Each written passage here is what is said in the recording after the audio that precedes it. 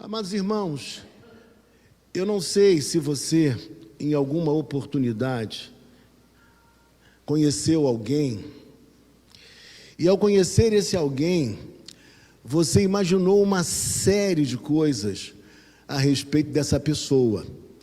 Podem ter sido coisas negativas, podem ter sido coisas positivas. Você conheceu aquela pessoa e ficou encantado, maravilhado, feliz. Que coisa boa, que pessoa especial que eu pude conhecer. Mas geralmente, quando isso ocorre, é porque nós estabelecemos expectativas em relação ao outro. E isso é perfeitamente normal, que nós tenhamos expectativas em relação a outra pessoa. Só que com o passar do tempo, a gente passa a conhecer o outro melhor. Em alguns casos, a gente fica surpreendido negativamente, porque nós pensávamos algo sobre aquela pessoa e não corresponde exatamente àquilo que nós imaginávamos. Mas também existem situações em que a gente fica felicíssimo, porque realmente a pessoa é mais do que aquilo que a gente poderia supor ou imaginar.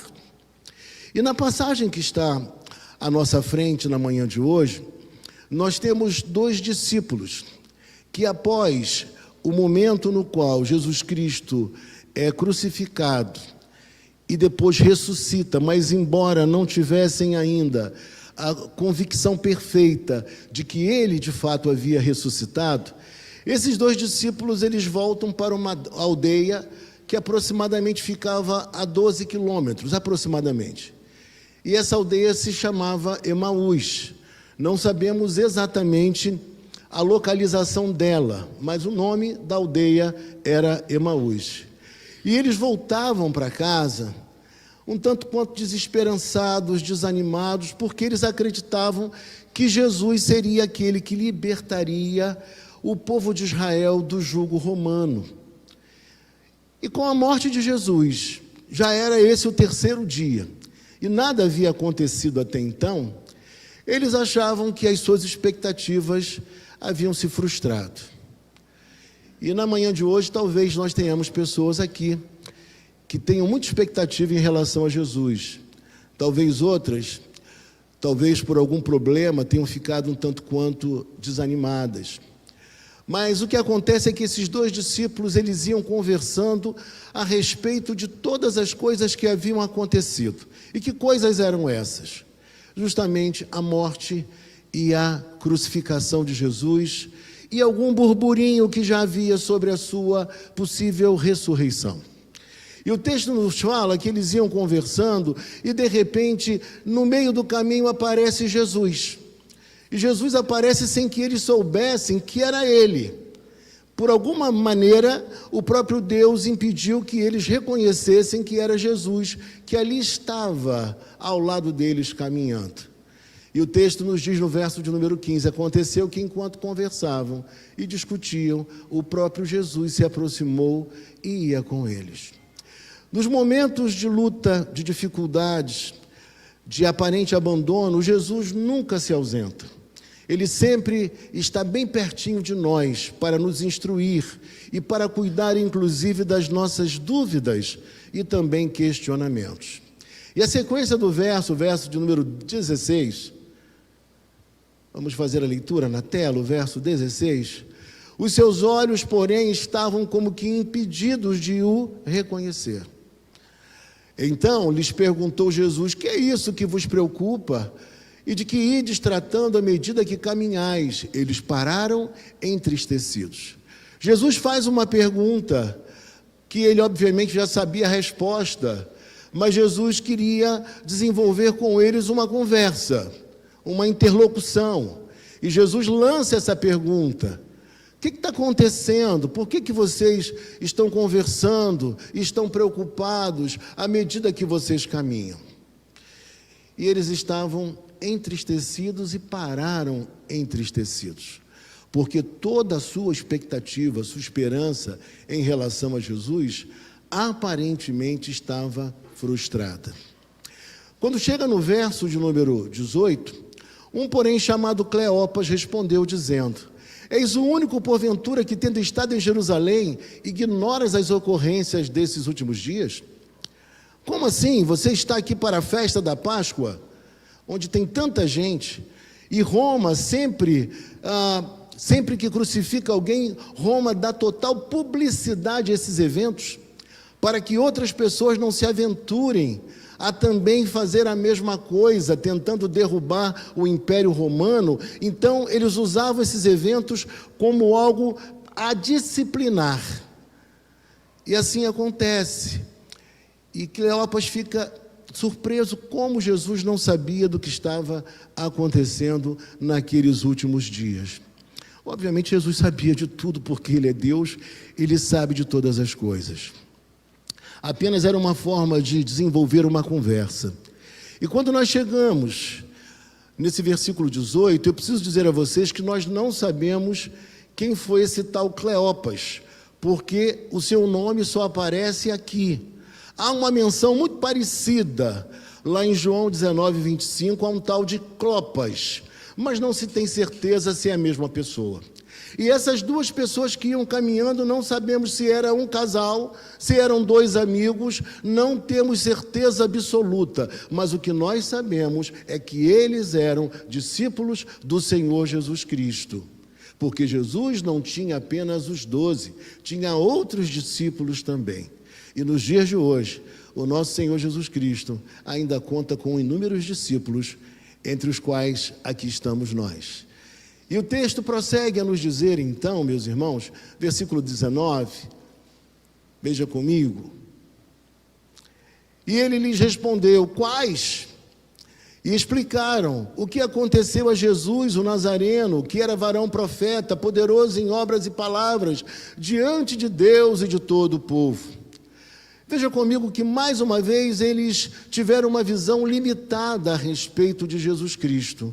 Reconheceram que ele era um varão profeta, e Jesus de fato era profeta, suas palavras sempre foram poderosas, mas eles não conseguiam entender e achavam que Jesus era apenas profeta, que Jesus seria apenas o libertador do Império Romano, para que não ficassem mais debaixo daquele jugo.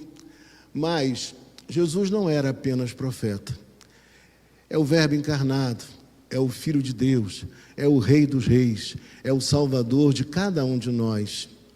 E ele prossegue dizendo e relatando aquilo que havia ocorrido, como se Jesus não soubesse, mas Jesus sabia, apenas Jesus queria travar uma conversa para poder identificar os seus equívocos, para depois instruir melhor.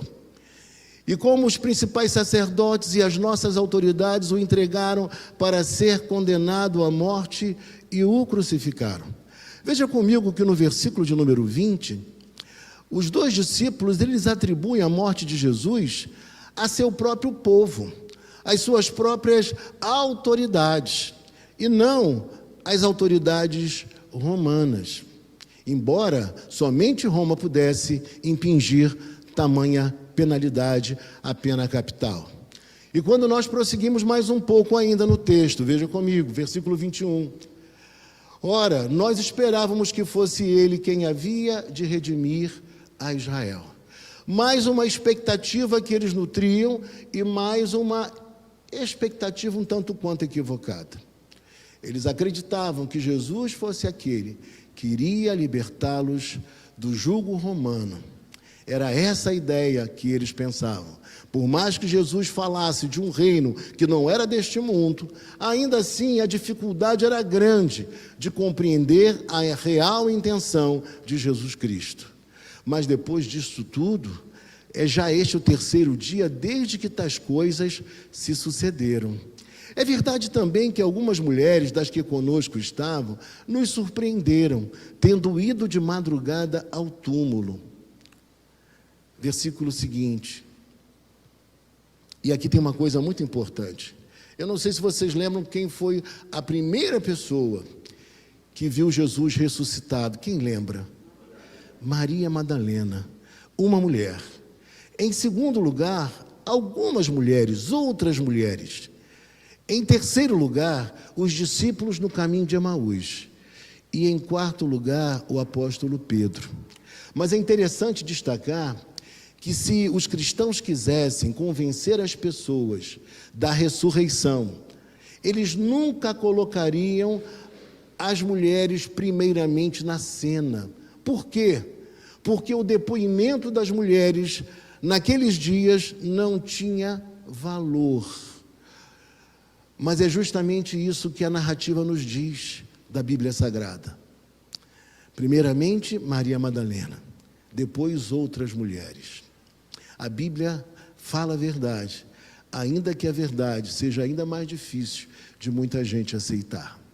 E aí o texto prossegue dizendo: é verdade também que algumas mulheres das que conosco estavam nos surpreenderam, tendo ido de madrugada ao túmulo. Verso 23. E não achando o corpo de Jesus, voltaram dizendo terem tido uma visão de anjos, os quais afirmavam que ele vive.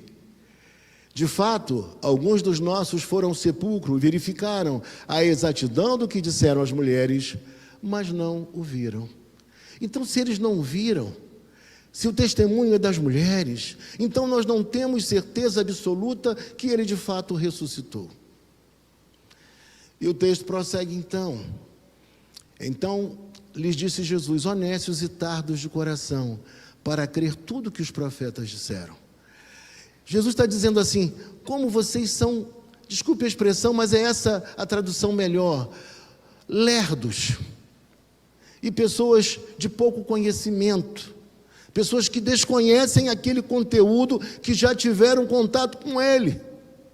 Então é assim que Jesus fala: ó nécios e tardos de coração, para crer tudo o que os profetas disseram. Eles já conheciam, estava no Antigo Testamento, eles ouviam todos aqueles relatos dos profetas e dos demais livros do Antigo Testamento também. Porque tanto o Antigo Testamento como o Novo Testamento aponta para a pessoa bendita de Jesus Cristo, tanto no Antigo como no Novo. E o texto prossegue nos dizendo então, verso 26. Porventura não convinha que o Cristo padecesse e entrasse na sua glória? E começando por Moisés, discorrendo por todos os profetas, expunha-lhes o que a seu respeito constava em todas as Escrituras. Jesus dá oportunidade a eles de terem uma excelente aula bíblica. Jesus passeia pelo Antigo Testamento em várias passagens que relatam a respeito do sofrimento de Jesus Cristo, que ele teria de sofrer, que ele viria de forma humilde. E o texto prossegue, verso 28. E quando se aproximavam da aldeia para onde iam, fez ele menção de passar adiante. Jesus encena como se fosse ir embora, fosse de uma vez, fosse prosseguir. Mas algo acontece. Veja comigo, verso 29. Mas eles o constrangeram, dizendo: fica conosco, porque é tarde e o dia já declina. Aqui eles exercem um papel muito comum dentro do judaísmo, o papel da hospitalidade. Já era noite e eles convidam Jesus para ficar, porque possivelmente algum animal feroz poderia representar um perigo à integridade daquela pessoa que estava com eles, que eles não sabiam que era Jesus, mas que era Jesus. Então eles tinham esse receio.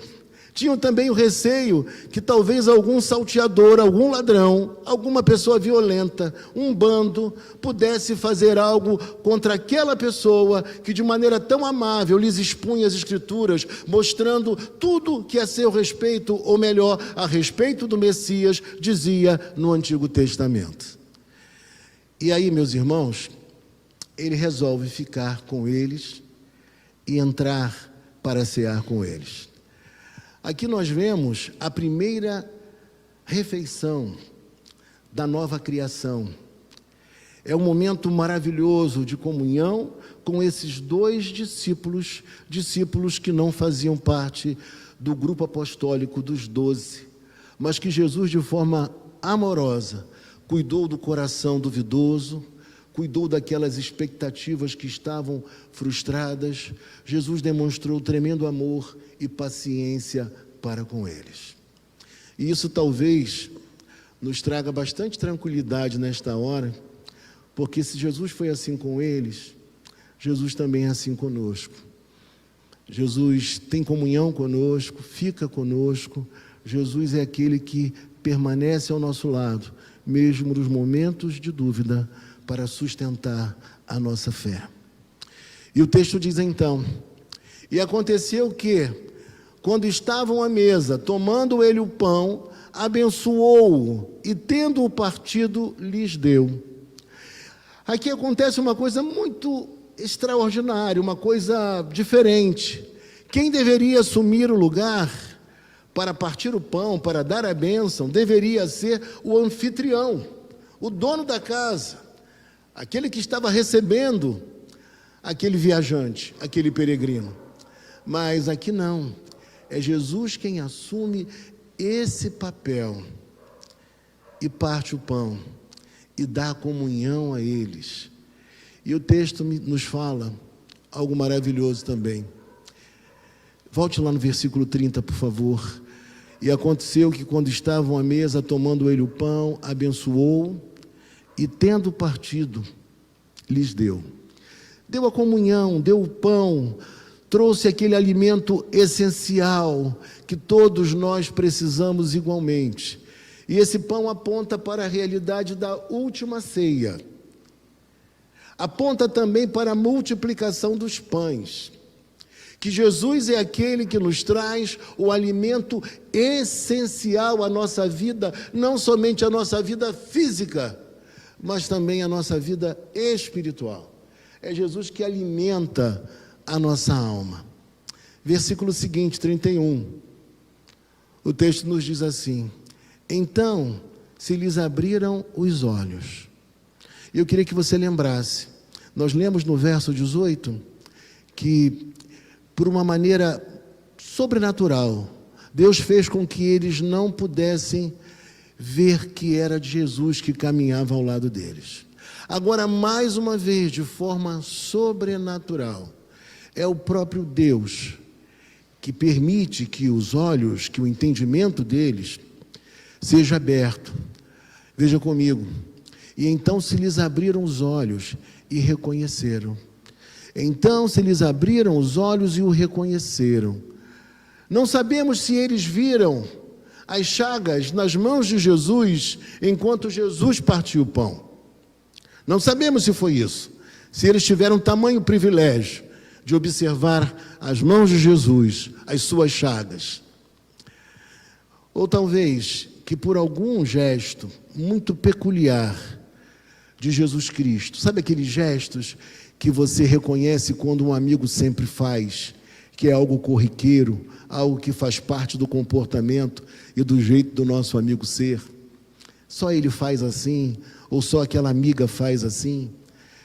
Mas o que é importante para nós aqui é que houve uma ação sobrenatural de Deus para que eles pudessem reconhecer que era Jesus que estava ali com eles no partir do pão.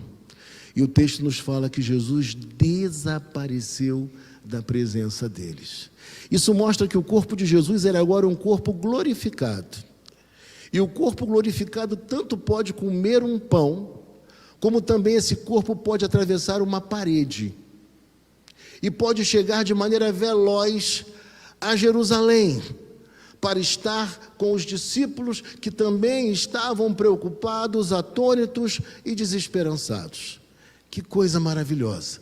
E é um corpo semelhante a esse que um dia nós teremos também. Pode dizer amém. Pode dizer glória a Deus. E no versículo 32, e disseram um ao outro: porventura não nos ardia o coração quando ele pelo caminho nos falava, quando nos expunha as Escrituras? Meus irmãos, a palavra de Deus, ela tanto fala ao nosso intelecto, ela traz conhecimento intelectual a nós, Mas, ao mesmo tempo, essa palavra não é meramente um conteúdo intelectual, essa palavra também faz diferença e opera transformação no coração humano, e é justamente isso que eles sentiram ali. Algo muito forte, que ardia o coração, que devolvia a eles a esperança, a motivação por viver, por acreditar em coisas aparentemente impossíveis agora. E o texto diz então que o coração deles ardia. E quando o nosso coração arde, nós encontramos força para testemunhar de Jesus Cristo. Quando o nosso coração arde, nós nos esquecemos das decepções, das desilusões, dos problemas, das crises que já tivemos com alguém. A gente prossegue, a gente vai adiante, a gente quer falar do amor de Jesus Cristo, porque é como algo ardendo em nosso peito, que é transformador, que é motivador de novas emoções, de sentimentos nobres. E o texto fala para nós que o coração deles ardia quando Jesus expunha a palavra. E não há como o nosso coração não arder quando a palavra de Deus nos é exposta. Algo sempre acontece conosco. Algo sempre acontece comigo e contigo também. E disseram um ou outro então, que o coração ardia. E eles, versículo 33, e na mesma hora levantando-se voltaram para Jerusalém. E aí vem a questão, pense comigo, eles convenceram Jesus a ficar, talvez por alguns motivos que eu já elenquei aqui, talvez pelo receio de alguma fera que pudesse atingir Jesus Cristo, atacar Jesus Cristo no meio daquela noite e madrugada, talvez um bando de salteadores, mas o mesmo motivo que fizeram eles convencerem Jesus a ficar, agora não é um motivo forte e suficiente, não é um motivo forte o suficiente para quê? Para detê-los, para segurá-los, para impedi-los de sair àquela hora às ruas. E o texto nos fala então, meus irmãos, veja comigo, e na mesma hora, o que quer dizer isso? Imediatamente. Eles não pensaram, deixa chegar o novo dia, deixa clarear para a gente ir, porque é perigoso, pode ter uma fera, pode ter um bando de salteadores. Não. Eles voltam imediatamente, na mesma hora, porque era importante que eles testemunhassem e o fizessem com urgência. E nós, da mesma forma, precisamos testemunhar de Jesus Cristo e de forma urgente. E para a gente concluir, o texto vai dizer, veja comigo, na mesma hora, levantando-se, voltaram para Jerusalém, onde acharam reunidos os 11 e outros com eles. Importante dizer a você também que aqui, quando o texto fala os 11, ele está se referindo ao grupo, tá? 11 menos Judas, e 11 também menos Tomé, que não estava aqui. Mas, de qualquer forma, é uma maneira para expressar que ali estava o colégio apostólico reunido. E aí o texto diz então para nós, os quais diziam, o Senhor ressuscitou e já apareceu a Simão. Então, os dois contaram o que lhes acontecera no caminho e como fora por eles reconhecido no partir do pão.